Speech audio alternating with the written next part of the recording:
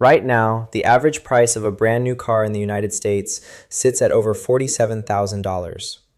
If you want to buy a basic electric vehicle in America today, you are easily looking at $40, $50, or even $60,000.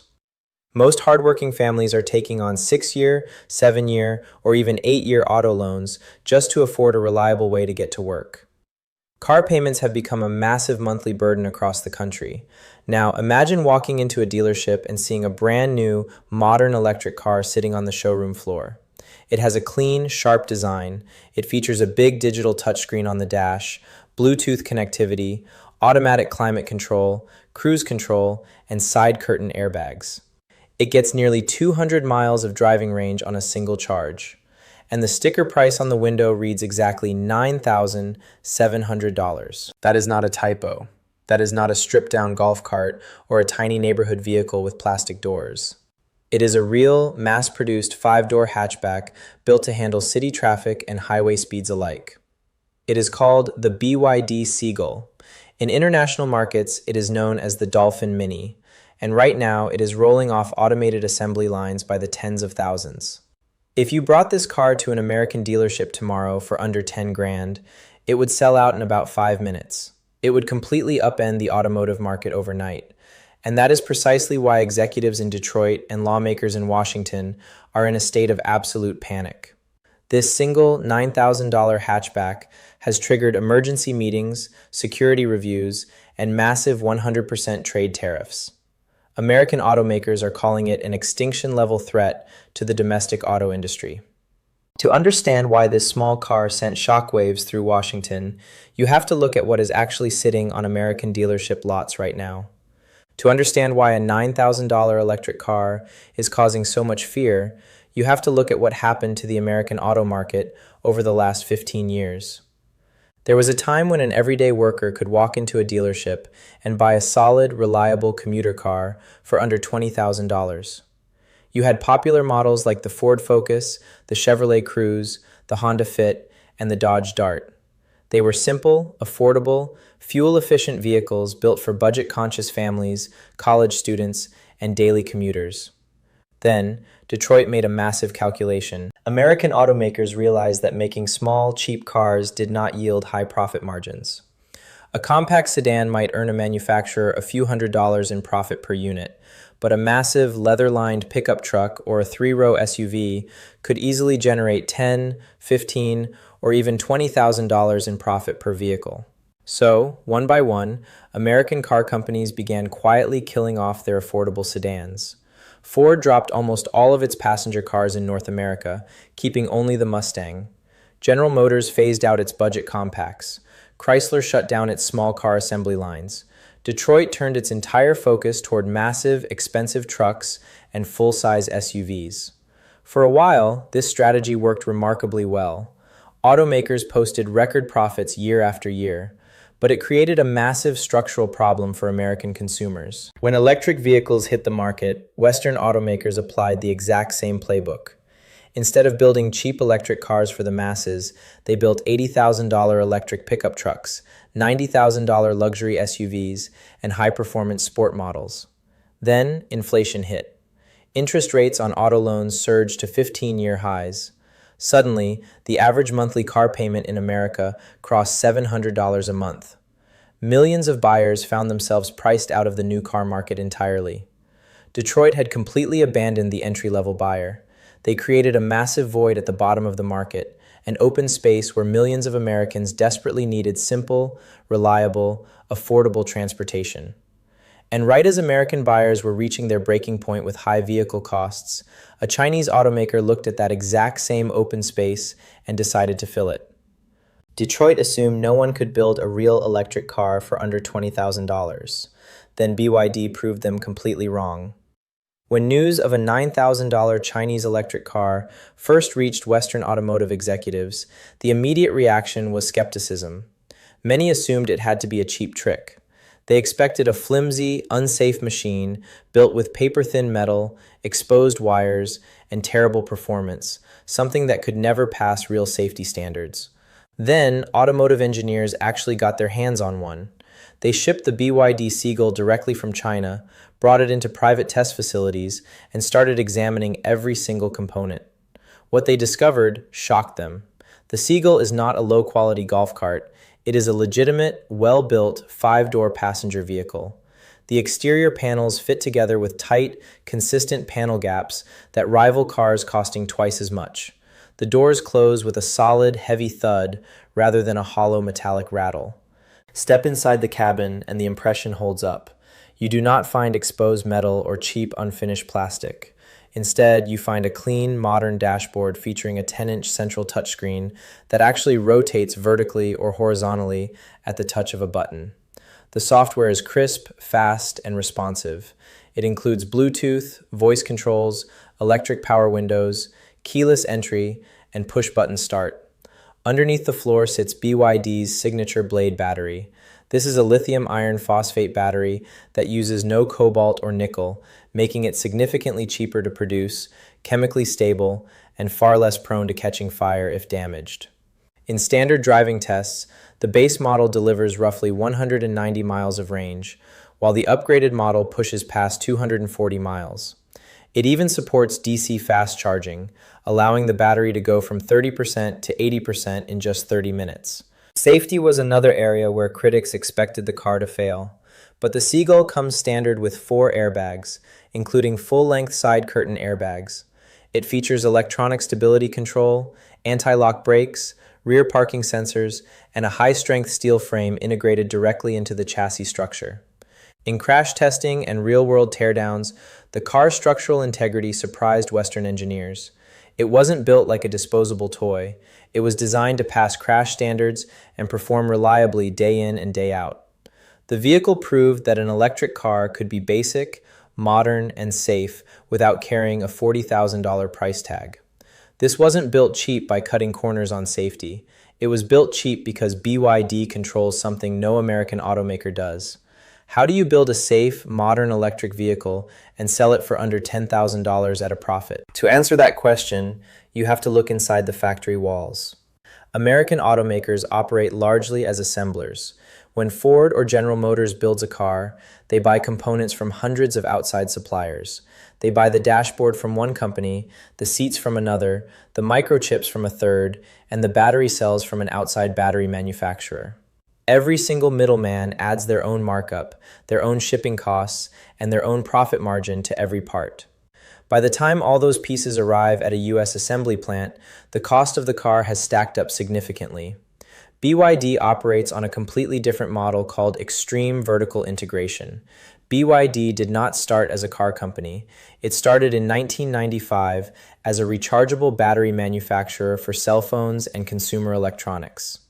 When they transitioned into making automobiles, they brought that manufacturing mindset with them. Today, BYD builds 75 to 80% of every single component that goes into its vehicles entirely in-house. They do not buy batteries from outside suppliers.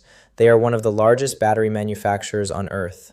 They make their own electric motors, their own power electronics, their own microchips, their own wiring harnesses, and their own interior dashboards. They even own their own fleet of giant cargo ships to transport finished vehicles across the globe.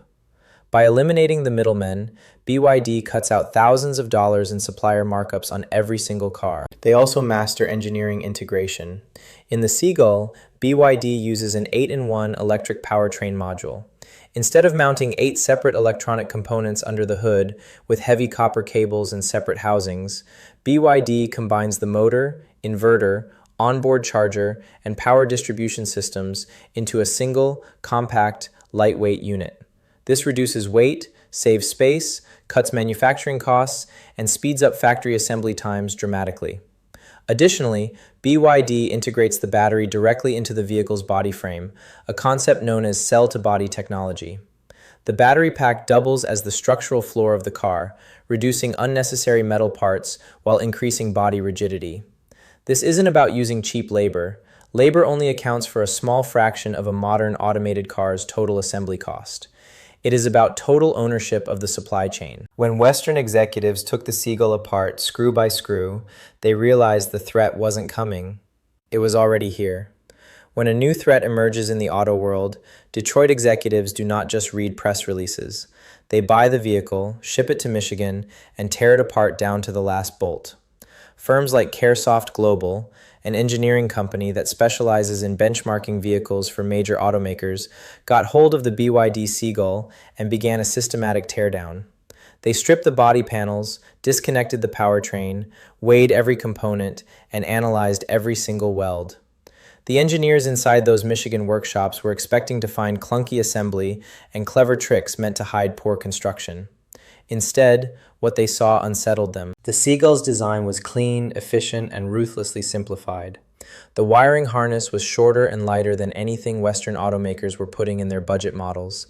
The HVAC cooling loops were streamlined, using fewer hoses, clips, and connectors. Every single bracket was designed to perform multiple jobs at once, cutting down the overall part count.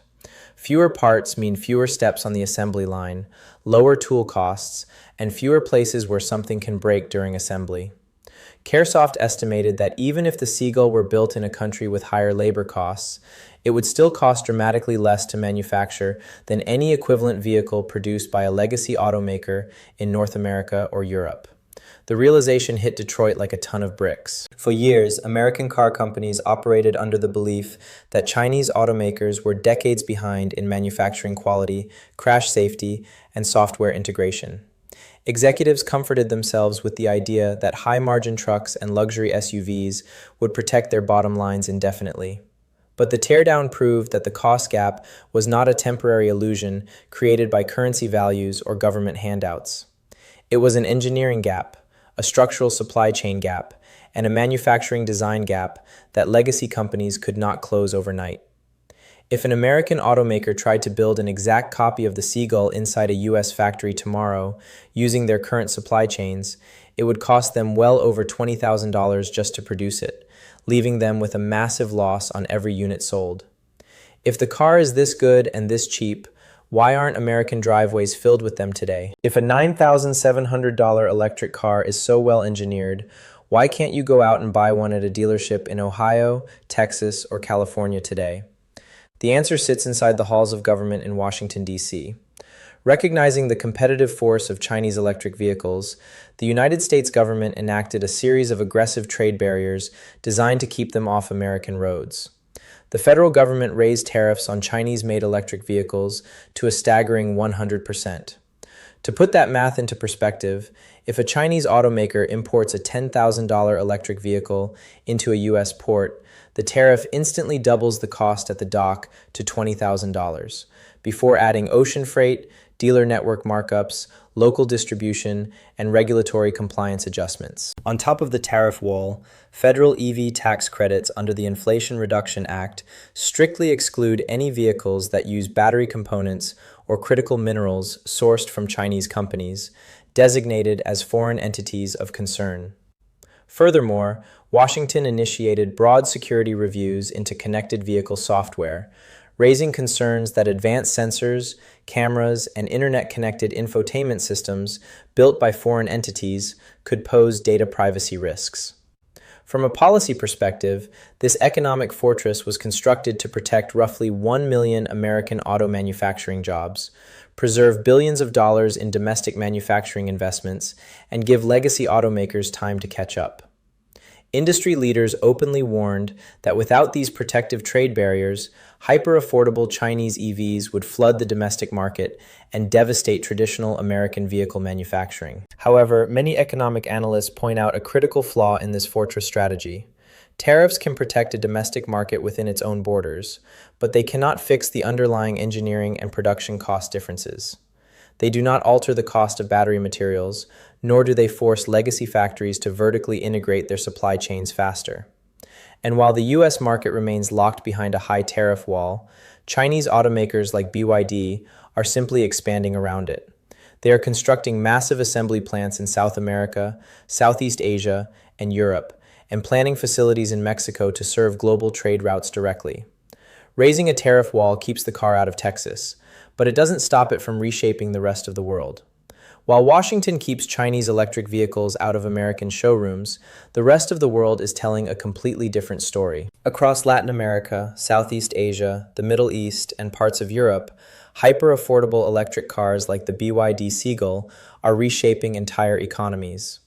In countries like Brazil, Mexico, Colombia, and Thailand, where the average family income cannot support a $40,000 imported crossover, an accessible sub-$15,000 electric vehicle is not a gimmick. It is a life-changing product that brings personal mobility within reach of millions for the very first time. In Brazil, when BYD introduced the Seagull under the Dolphin Mini badge, thousands of units were pre-ordered within 48 hours. The brand quickly grew into one of the top-selling electric car manufacturers across South America, rapidly capturing market share from traditional European and Japanese brands that had dominated those markets for half a century. This creates a serious long-term dilemma for the American auto industry. If American automakers rely entirely on tariff walls to protect their domestic market, they risk creating a protected auto island within the United States. Inside this protected island, consumers continue buying high-priced, high-margin pickup trucks and large SUVs, insulated from global pricing pressures. But outside that tariff wall, across the massive growth markets of Latin America, Asia, and Africa, legacy automakers risk losing their global customer base to hyper-efficient, vertically integrated competitors. Automotive history shows that when a manufacturing gap emerges on a global scale, insulation only delays the inevitable reset. During the 1970s oil crisis, American automakers ignored fuel-efficient Japanese compacts, assuming American drivers would always demand massive, heavy V8 sedans. By the time Detroit realized the market had permanently shifted, Japanese brands had captured a massive share of the American car market, a position they maintain to this day. Now, the automotive landscape stands at a similar crossroads. The choice facing Western automakers is no longer about deciding whether electric cars are the future or whether low-cost vehicles are profitable. The real challenge is determining whether traditional car companies can overhaul their manufacturing plants, simplify their supply chains, and build affordable, reliable vehicles before the rest of the global market moves on without them. Because history proves that when technology makes mobility simple and affordable, the world never moves backward. The story of the $9,700 electric car is not just about a single vehicle rolling down a highway in China. It is a powerful signal that the global automotive landscape has fundamentally changed. For over a century, a small group of legacy car companies set the rules of the road, deciding what features consumers received, what choices they had, and how much they paid every month. That era of complete control is officially over. By taking a simple hatchback, packing it with modern battery technology, engineering it for crash safety, and manufacturing nearly every component under one roof, BYD proved that affordable electric mobility is no longer a distant dream or an engineering fantasy. It is a real, mass-produced reality that is reshaping how people travel across the world. Trade barriers and 100% tariffs can buy Western automakers valuable time. They can shield domestic assembly plants, protect manufacturing jobs, and keep U.S. dealership lots focused on high-margin trucks and luxury SUVs for a few more years. But trade walls cannot stop the global march of industrial efficiency. They cannot change the basic reality that everyday people everywhere, including right here in America, want clean, reliable, modern transportation that does not drain their bank accounts or trap them in decade-long debt. The sub-$10,000 electric vehicle exposed the modern auto industry's biggest vulnerability: affordability. Now, Detroit and the rest of the automotive world face a clear, unavoidable choice. They can try to stay insulated behind high tariff walls, or they can overhaul their supply chains, strip away useless complexity, and learn to build practical, affordable cars that real families can actually afford. Because at the end of the day, true innovation is not about making a $100,000 luxury electric truck for the few. It is about bringing reliable, clean mobility to everyone. Now, I want to hear from you. If a well-built, safe electric car was available in the United States today for under $10,000, would you consider buying one for your daily commute? Or do you think trade tariffs are necessary to protect domestic jobs? Drop your thoughts in the comments below. Let us know what you think. Hit that like button and subscribe so you do not miss our next deep dive into the technology and forces shaping our world.